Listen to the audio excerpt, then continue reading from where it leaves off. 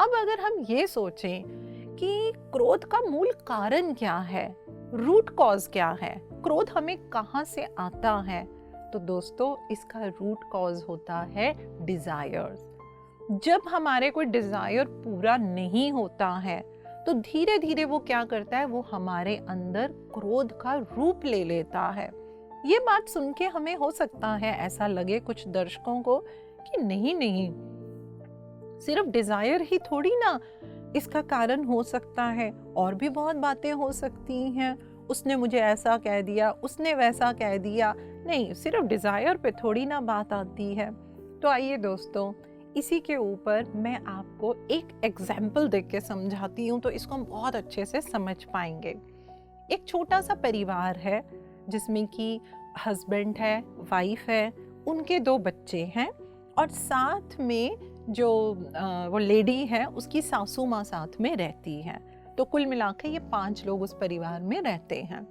जो हस्बैंड है वो बहुत ही एक बड़ी कंपनी में, कॉर्पोरेट सेक्टर के अंदर वो बहुत अच्छी पोजीशन के ऊपर जो है वो जॉब करते हैं, और उनका जो नेचर ऑफ वर्क है, क्योंकि उनकी पोजीशन इतनी बड़ी है, उनके ऊपर बहुत ज़्यादा जिम्मेवारियां हैं, उनको ट्रैवलिंग भी करना पड़ता है और बहुत सारी चीज़ों का उन्हें ध्यान रखना पड़ता है।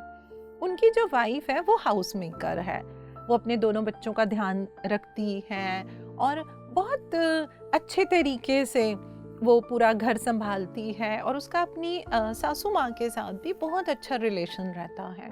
तो उनके जितने भी बाकी फैमिली के मेंबर्स हैं वो बहुत तारीफ़ करते हैं कि अरे ये तो बहुत अच्छी बहू है, ये तो बहुत अच्छी बीवी है, ये तो बहुत अच्छी मतलब माँ है, हर तरीके की अपनी जिम्मेवारियाँ कितनी खुशी खुशी से वो करती है। तो एक बार क्या होता है दोस्तों, उनके जो हस्बैंड होते हैं वो लगभग सुबह 8 बजे घर से चले जाते हैं, और उनका आने का कुछ समय डिसाइड नहीं होता, कभी 8 बजे भी आ जाते हैं, कभी 9 बजे भी आ जाते हैं, कभी वो 7 बजे भी आ जाते हैं। तो एक बार ये सोचती है, बहुत दिन हो गए हैं, हमने कुछ ऐसा टाइम स्पेंड नहीं किया है। तो वो अपने हस्बैंड को ऑफिस में फ़ोन करके पूछती है कि आप कितने बजे आएंगे। तो वो हस्बैंड कहता है कि आज मेरा काम जल्दी हो जाएगा, मैं पूरे 7 बजे तक घर में आ जाऊंगा। तो वो कहती है अच्छा, बड़ी खुश होती है। वो दोस्तों क्या करती है, उसके हस्बैंड को और उसको, उन दोनों को मूवीज़ देखने का बहुत शौक होता है।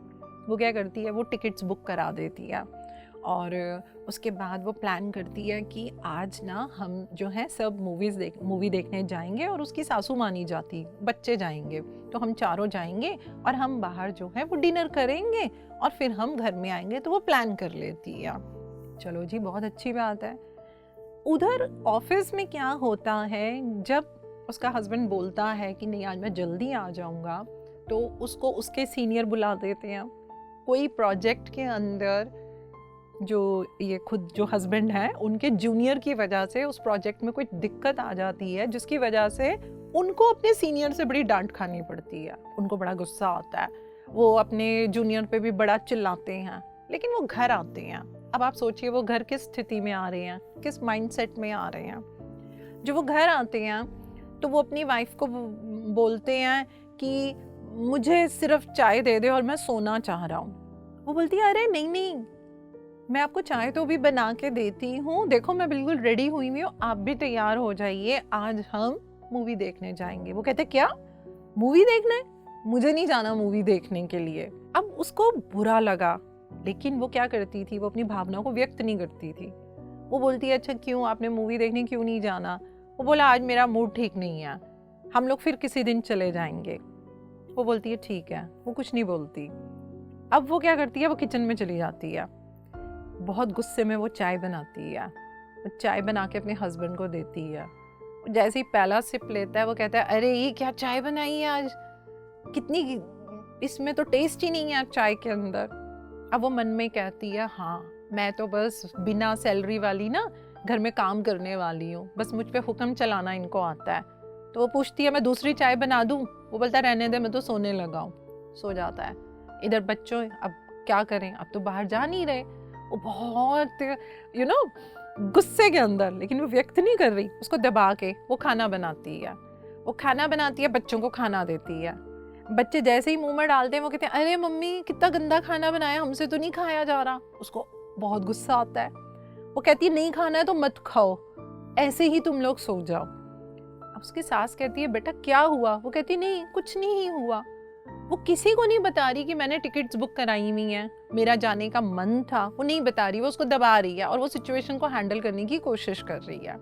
अब दोस्तों क्या होने लग जाता है, अगले दिन सुबह हस्बैंड उठता है, वो बोलता है अरे तूने मुझे रात को उठाया नहीं मैंने खाने के लिए। वो बोलती है मैं क्यों उठाती, आप ही तो कह रहे थे कि मुझे सोना है। वो सोचता है पता नहीं इसको क्या हो गया।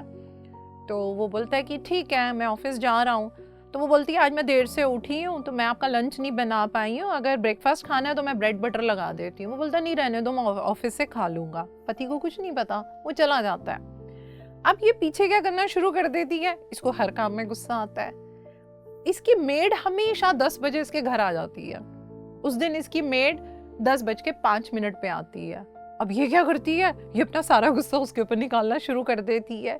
ये इतना बोलती है कि वो मेड कहती है कि मैं आपके घर 10 सालों से काम कर रही हूँ, आज तो आपने हद कर दी, मुझे अब आपके घर काम नहीं करना। वो कहती है हाँ छोड़ तू जा, मैं कर लूंगी, मैं दूसरी मेड रख लूंगी। वो चली जाती है, बच्चे भी स्कूल चले जाते हैं। लेकिन अब इसके अंदर क्या हो रहा है, वो उस गुस्से के भाव को कैरी किए जा रही है। देखने वाले को लग रहा है अरे कुछ भी नहीं हुआ, वो तो बिल्कुल नॉर्मल है। लेकिन उसके अंदर क्या हो रहा है वो ही जानती है। उसके बाद क्या होने लग जाता है, 2-3 बातें उसकी सास से भी खटपट शुरू हो जाती है। शाम को उसका हस्बैंड आता है, वो देखता है वो किस तरीके से बैठी है और वो क्या कर रही है। ये सिलसिला दोस्तों 1 हफ्ता तक चलता रहता है। अगर आप सोचेंगे ना, कभी कभी ये सिलसिला हमारी लाइफ में भी होता है and we don't even realize कि बात क्या है। अगर आप ध्यान से सोचें बात क्या थी, बात सिर्फ इतनी थी कि जब उसके हस्बैंड ने बोला कि नहीं आज मैं मूवी के लिए नहीं जाऊंगा, तो क्या उसने ये बताया कि भाई मैंने टिकट्स बुक कराई हुई हैं? नहीं, उसने नहीं बताया। ये तो उसने बताया नहीं, लेकिन अपने मन में उसको गुस्सा आने लगा कि अरे ये समझ क्यों नहीं रहे हैं, ये अब सब अपनी मनमर्जी कर रहे हैं, मुझे तो हर कोई दबा रहा है। तो दोस्तों यहाँ से अगर अब आप ध्यान से सोचें तो जो गुस्सा हुआ और जिसका इतना बड़ा अंत हुआ, उसका रीजन क्या था? बहुत छोटा सा रीजन था, उसका डिजायर था कि उसको मूवी देखनी थी। और दूसरा क्या था, उसने टिकट बुक करा ली थी। अब क्या हुआ, उसने वो बात कम्युनिकेट नहीं करी।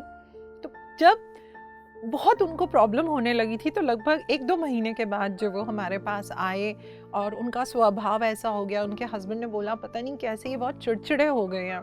तो जब मैंने उनसे बात करी और बहुत जल्दी जब मैं उनको यहाँ पे ले आई, तो मैंने उनसे पूछा सच बताओ अब आपको गुस्सा किस बात का है? कहती हाँ मुझे इस बात का गुस्सा है कि मैंने टिकट बुक कराई थी और मैं मूवी देखना चाहती थी। क्या आपने ये बात अपने हस्बैंड को बताई?